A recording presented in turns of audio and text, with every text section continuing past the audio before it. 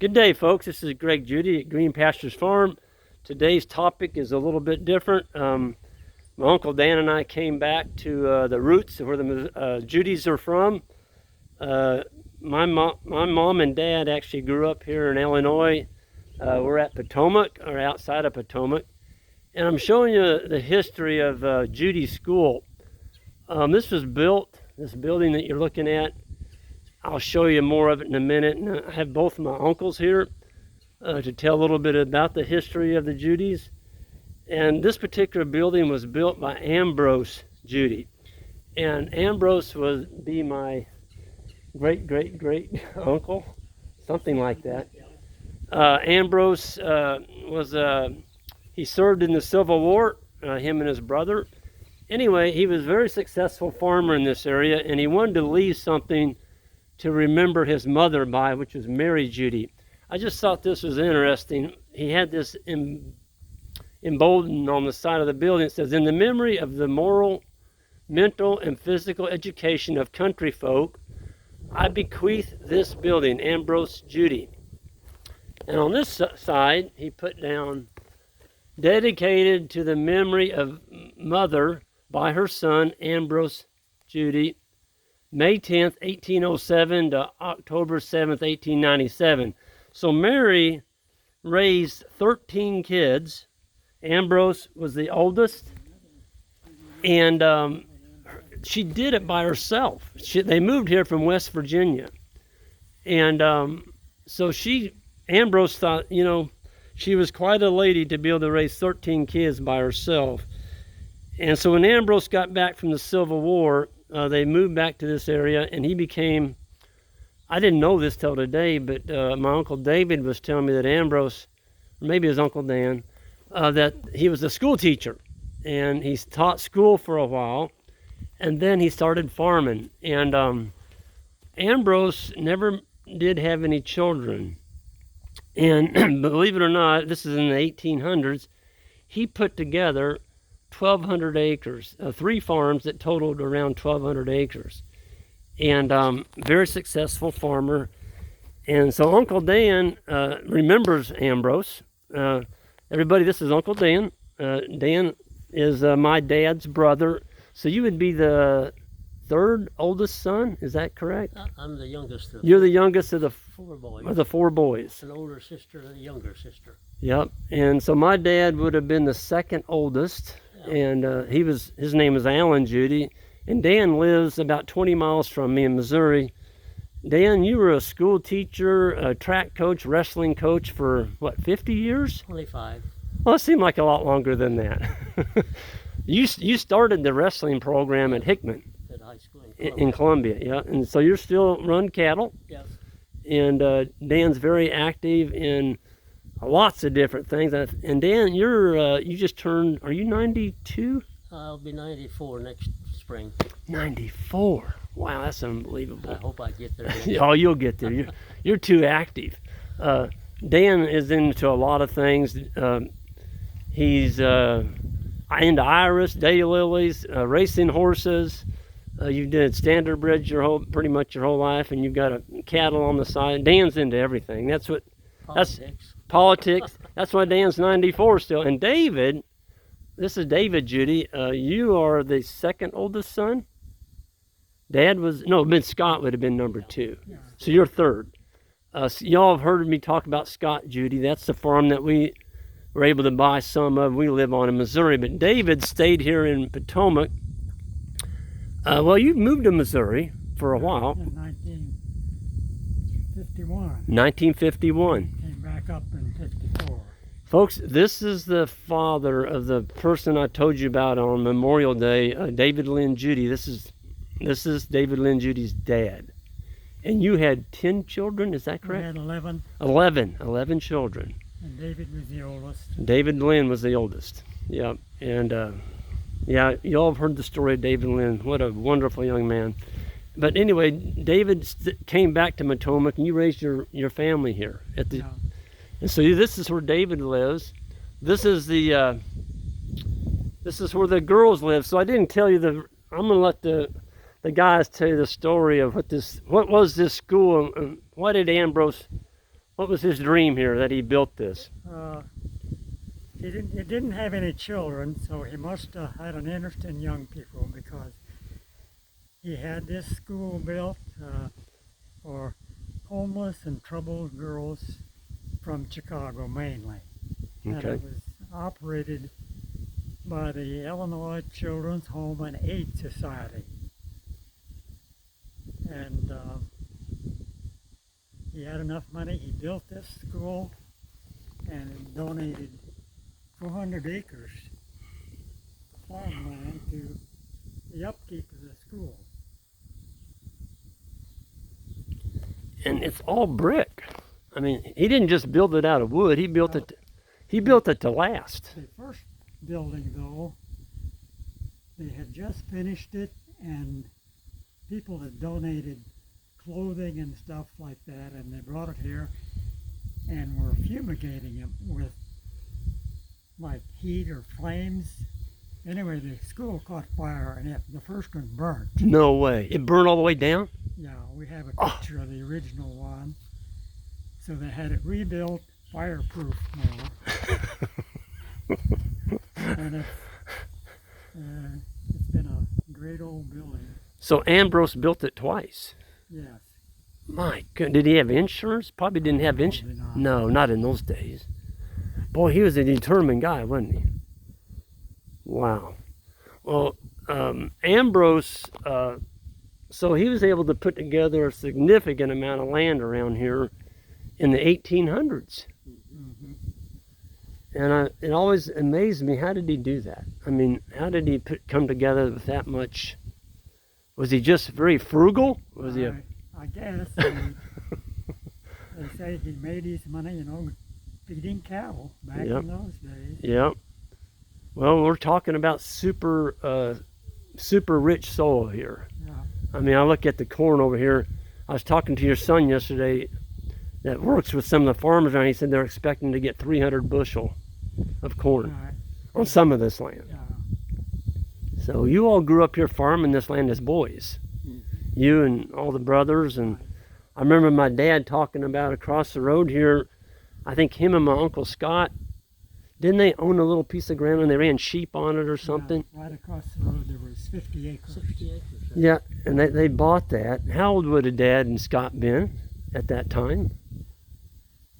Well, that would have been in 1941, I guess, when they bought that. We moved here in Probably 42. 42. So Dad was born in 1918 or 1920.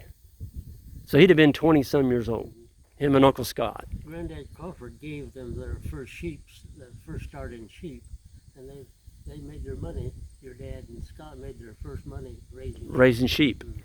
Yeah. Well, maybe that's where I got my love of sheep, was from my dad and Uncle Scott. Well, Dan, you always ran sheep. We had sheep a long time. Dan he's the past president of the Boone County Fair that was held in Columbia for many years. And when Dan was the president, I remember going in there and working with the fair with his sons, getting ready for it. And the sheep, I mean, there was sheep. The building was full of sheep. Yeah. People brought in livestock to show, and today, well, the fair went bankrupt after you gave it up. Well, the sheep show out went away, and we restored that for a long time. Yep. Made a good show. Yeah, made a good, and a lot of people showed sheep, and I still meet people that know my Uncle Dan that showed sheep as kids, and they remember that. So, yeah, I think it's a good way to build character. The 4-H is an awesome organization for that. But back to Uncle Ambrose here, you all remember him as an older fellow, and you all used to bring meals over to him. Your mom would cook for him. And Dad told me stories about Uncle Ambrose and in the Civil War. I mean, it's just amazing what that guy did and put together. And he came from 13 children. His mom raised them all. Yep. But Dan, you were telling me a little bit about coming by here. You all lived next to the school when the girls were here. This school was opened in 1905, and then it closed in 1939. So what, 34 years it helped disadvantaged young girls. So So after 1939, and it was up for sale. So my folks bought it in like 42, I guess, and we moved here then and lived here for about 18 years. We lived here until I was out of high school, or I went to the Navy from here when we lived here. Yeah, and you served on the aircraft carrier called the Intrepid? Yeah, I was on it for a year. Yep. And you were in the Japanese, well, you were there in the European theater over there by Japan. Yeah. You went into Tokyo, didn't you? We were right at Okinawa waiting for the invasion, which I thought they were going to have to invade the homeland. Yes. And then, of course, they dropped the bombs and the war was over. Yes. So our ship was still down there for several months before we came back Yes. to the U.S. You were showing me the book that you got when you got out of the Navy of the Intrepid, and where you got hit. The kamikaze Yes. ship. Yes. Yeah, hit the deck on your ship. Right. Yeah. Folks, we don't realize what these guys went through, and I think we need to realize the history of the United States, what made it such a great country. It's people like Uncle David, Uncle Dan, you served in this service. Us young folks today, we don't understand that, and that's what kind of upsets me. We're losing our history. We're being taught not to think about history anymore, and any nation in history that forgets their history, it tends to repeat itself. And so I think it's very important that we need to honor these people. I mean, I just can't imagine as a young man you all getting on a ship. I saw the pictures of those torpedoes hitting your, and you just talk about it as oh hum. It's like, my gosh, that had to be a heck of an experience. I mean, that was a life-changing thing when a country boy went to never been far away from home and yes, went on board a ship with almost 3,000 man crew. 3,000. And yeah, went across the Pacific. And Uncle Scott, he joined the same time, or a little bit before you did, didn't he? He was in before I was. And he was in the Navy as well. Yeah. Yeah. So, lots of history. That's unbelievable. But my mom, she was from Potomac too, folks. And matter of fact, her dad had a grain farm here, and they raised turkeys. And that's how my grandfather kind of hit it big, you might say. He paid off his farm by raising, I forgot how many moms said they had, but during the World War II, the War Department got all the turkeys. And I think they raised like, do you all remember? It's like 10,000 or something. Probably close to that. And so they got all those turkeys, got a good contract on it from the government. That's how he paid that Illinois farm off, was raising turkeys. And Mom said they were so dumb, the turkeys would stand out at night when it rained. They'd have to go out there in the dark and run them up underneath the shelter because the turkeys would just stick their head up in the air and drowned. You know, they just weren't, domestic turkeys weren't very smart. But, yeah. Wild turkeys are smart. Wild They know turkeys, how to take care of them. they do. Believe me, I'm a wild turkey hunter. They are very smart. But the wild ones, the tame ones weren't very smart. But anyway, I'm going to kind of end up there and wrap this thing up. Thank you, Uncle Dan, Uncle David. We came here, I didn't finish that story. Dan and I drove up yesterday. This is normally the weekend of the Judy reunion. They have it every year here at Potomac, and this year they canceled it because of COVID. But David's birthday yesterday, how old were you yesterday, David? 95. 95. Man. And this guy still has horses, believe it or not. Folks, we went up to his son's house last night, and David has horses racing at Chicago on pari-mutuel track. And we got to see his horse run in a race last night on RFD TV. And she got a second. She got a second. She almost got first place. And so David raises these mares and geldings out here on this Illinois farm. If I had more time, he's got a little track across the road. His son, Brian, used to run them across the road. But now they got a professional trainer in Chicago training them. But you raise them out here. Yeah.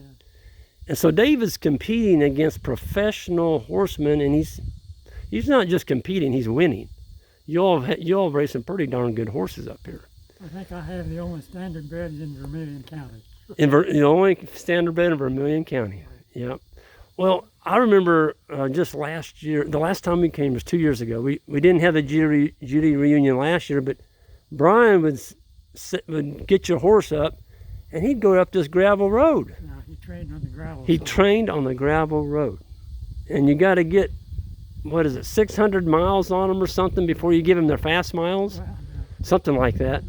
My dad, which is Alan, he was really big into it, and then Alan got his younger brothers or I think, Dan, you might have been the first one. I don't know how this standardbred thing started, but you all are die-hard standardbred horse racers. So I think that's kind of cool. I think, David, you want to share with us what is your secret for good health? And I mean, you don't take any medicine. no, I mean, what's the deal with you? How do you do that? I say if it ain't broke, don't fix it. And I'm real fortunate. I don't take any medicine. I haven't since 2012. People look at me like you're lying. But you raised 11 children. Your wife Margie was one of the nicest ladies I've ever met in my entire life. She always made us feel so welcome here. And Dan and I stay every year up there in those top rooms. That's where my dad grew up. And David raised all his kids. There's 13 bedrooms in that house over there.